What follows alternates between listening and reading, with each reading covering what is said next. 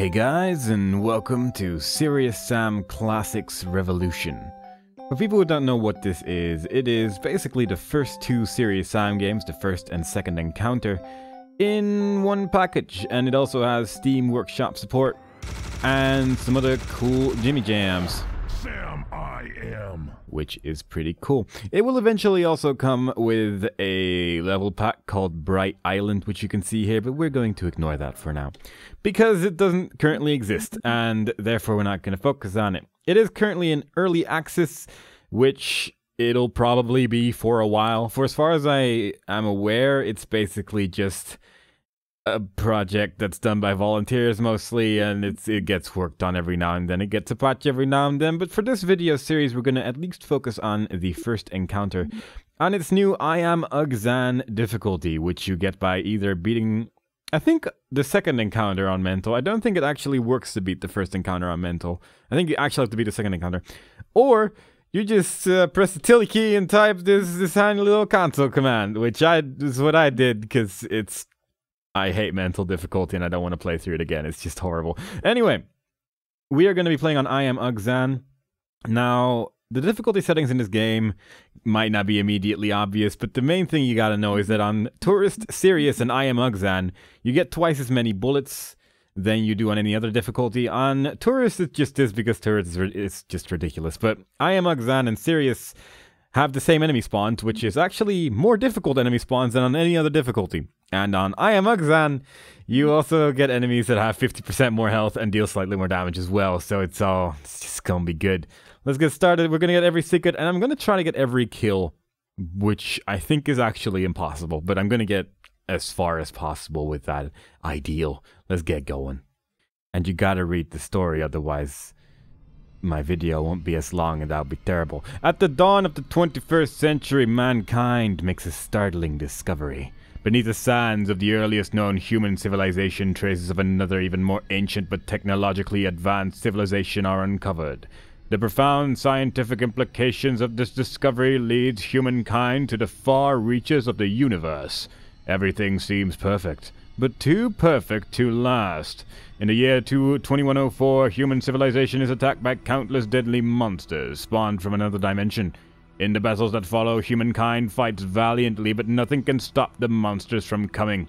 Earth's forces are steadily defeated planet by planet, from Alpha Centauri back to their own solar system. Because of his extreme bravery in battling monsters, Sam Serious Stone becomes a legend.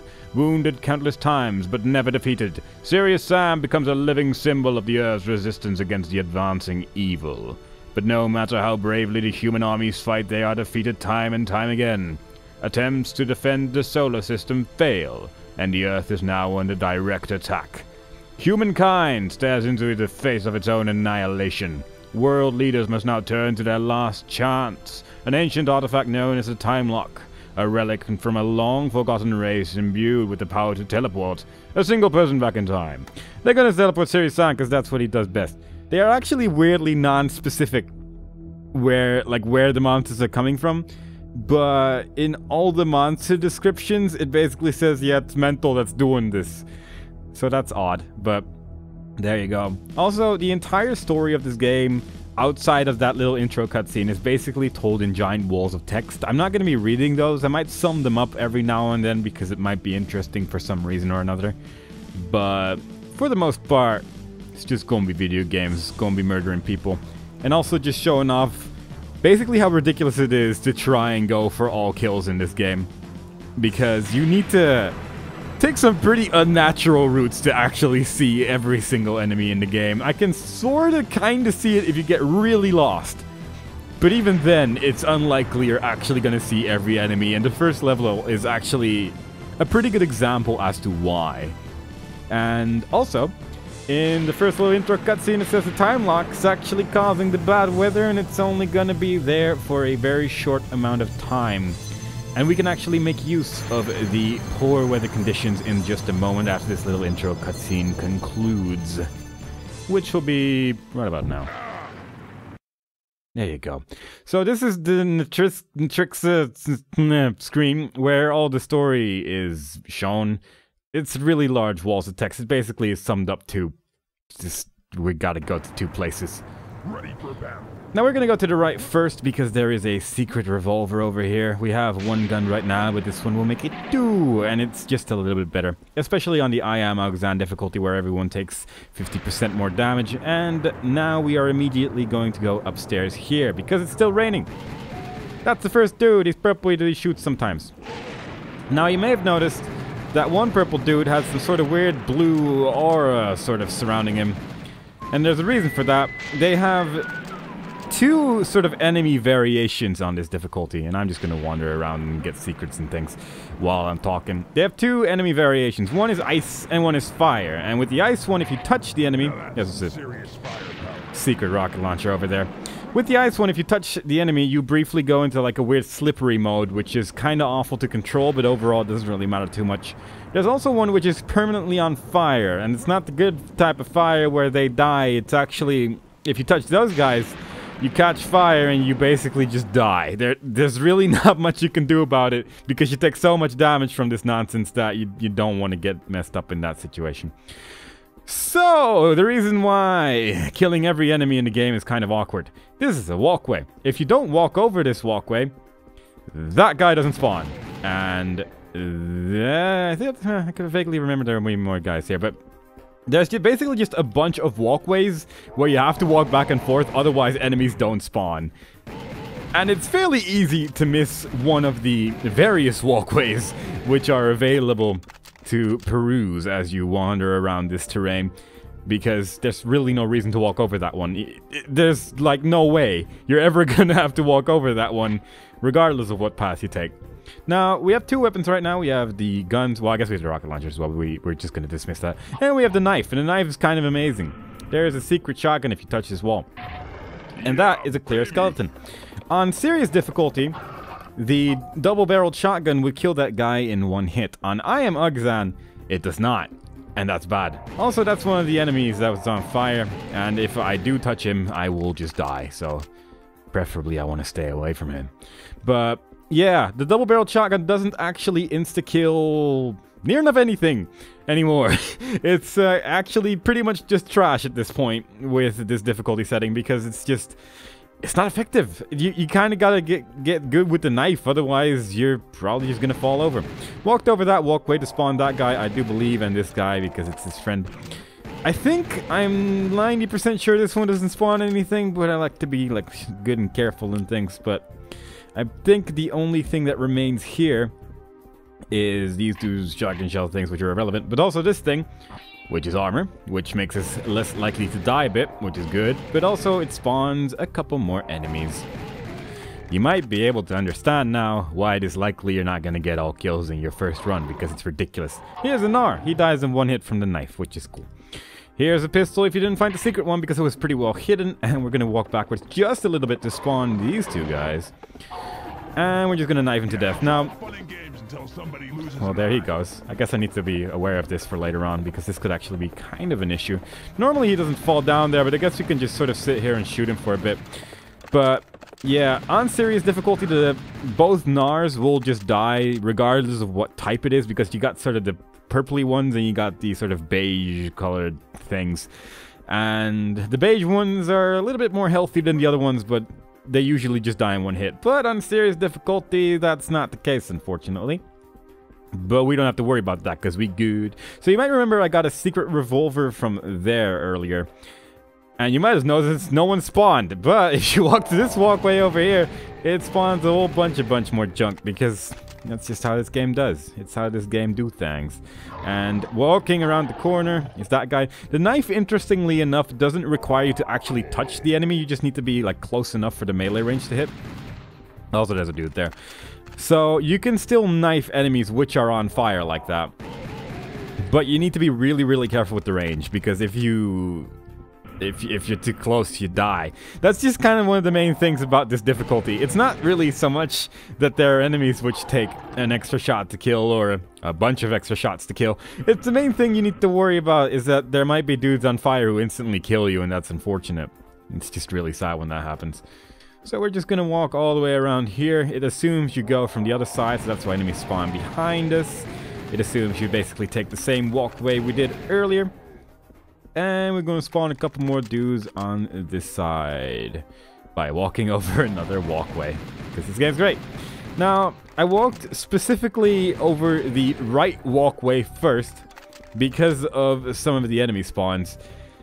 Basically, there's an enemy right there that spawns when you walk over that walkway, and if you come from the left side, it's possible that he just never attacks you, and I'm not really sure why, but you need to just sort of remember that he exists, and I'm bad at that. So, small difference between the HD version of this game and this version is that these guys behind this door, there you go, don't actually count towards the kill counter in the HD version. They do count in this game, which is why this level has 80 enemies in Serious Sam Classic Revolution and only 63, I believe, in the HD remake. I think so. These guys are still here, obviously, but they just don't count towards the amount of kills that you can get. I also don't think you get points for killing them either, which is maybe why they changed that. I don't know. But let's not worry about that, because we've got another door. Most of this level is just going to be walking places in big open areas, because that's just how this level is. It's level 1. You can beat it in like a minute, but if you try to get all secrets, it takes like more than a minute. So there you go. We got another door. And also, you might notice some of these guys are on fire. While they cannot attack you in any way, they just walk up to you and say their name. Or they say hello, I think, in the HD remake. These guys can, in fact, kill you if you touch them. Their bodies don't kill you, fortunately, because that would be just sad, but you can definitely die to those guys in I Am Ugh-Zan, which is hilarious and also kind of sad, because, you know, they don't do anything. So, here's a walkway. You can take either this walkway and do it cheese mode, or you can walk on the far left side of the wall and do it cheese mode in a slightly different way. I'm basically doing this the way I'm doing it because, and it'll be obvious in a second what I'm doing, but I'm doing this the way I'm doing it to preserve my rocket launcher ammo, because I kind of want to speed through things every now and then. And because this is a video series, I can do what I want. It basically, when you touch the edge of that walkway, 4 red biomechanoids spawn. And they shoot rockets, and the rockets are sort of insta-kill death times, and that's not so great. But there's numerous ways to deal with these guys that you don't need to use a rocket at all. It just takes a really, really long time. And I don't really want to do that, so we're going to do this a little bit cheese McGee's.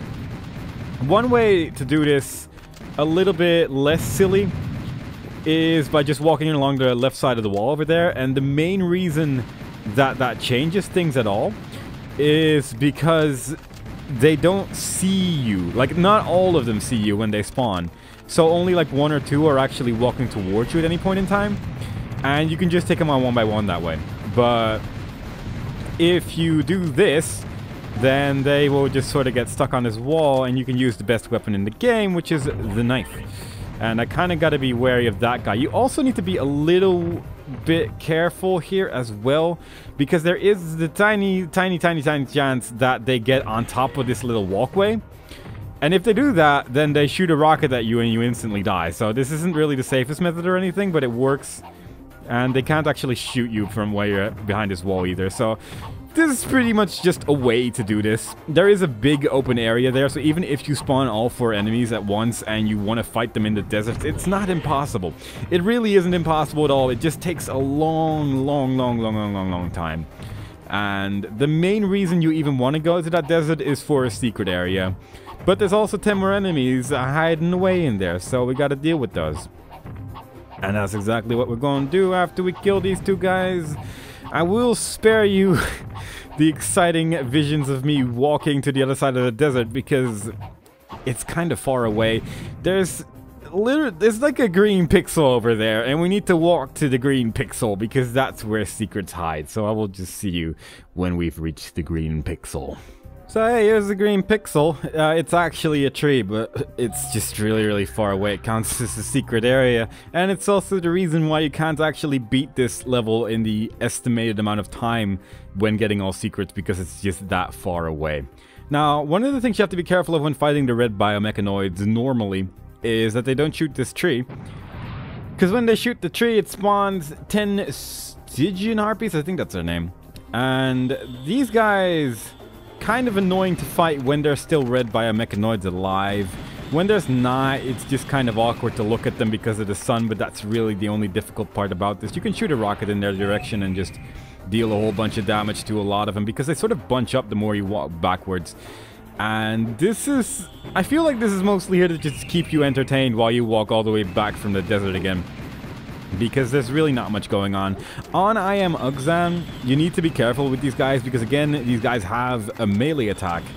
And their melee attack is usually quite annoying because they can very easily overwhelm you, which won't happen if you hold the backwards walking button, but if you are fighting red biomechanoids at the same time and they spawn where you aren't aware of them, then they can just sneak up on you and you just sort of die. So you obviously don't want that to happen. But yeah, 10 of those guys, which is quite annoying, but we managed to deal with it quite easily. And now we have to walk all the way back again because, yeah, level 1, man. It's an exciting voyage. There are still some enemies left before we go to a point of no return, but I will see you when we reach those guys. Yeah, this is close enough early. So, there is numerous ways to get to this little hallway over here. One of which was like the lower passage, which actually leads to this elevator over here. And there's an enemy spawn that spawns when you touch the elevator, so that's what I'm going to do with that. It actually spawns one of the red dudes, which we haven't seen before, which shoots 5 bullets instead of 1, like the purple dudes do, but that's really their main difference. Also, that guy exists, I guess, but we're not going to worry about that. We're not going to worry about that guy. So, at this point, we should be at 67 kills, which we are, which you can see in this screen by pressing the use button twice, or whatever button you have it assigned to. But we are currently at 67 enemies, which is what you need to be at this point of no return, because that door closes, I believe, and stops being openable. One dude spawns when you pick up some of these armor shards, and I'm just going to make sure that this door is actually... yeah, it's locked now, so you can't go back, unfortunately.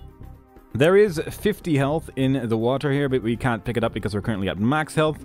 But also you can't pick it up if you're above 100 health, because that's how the game works. You can only really get more health via 1 health power-ups or a 100 health power-up after 100 health. So there you go. That's just one of them things.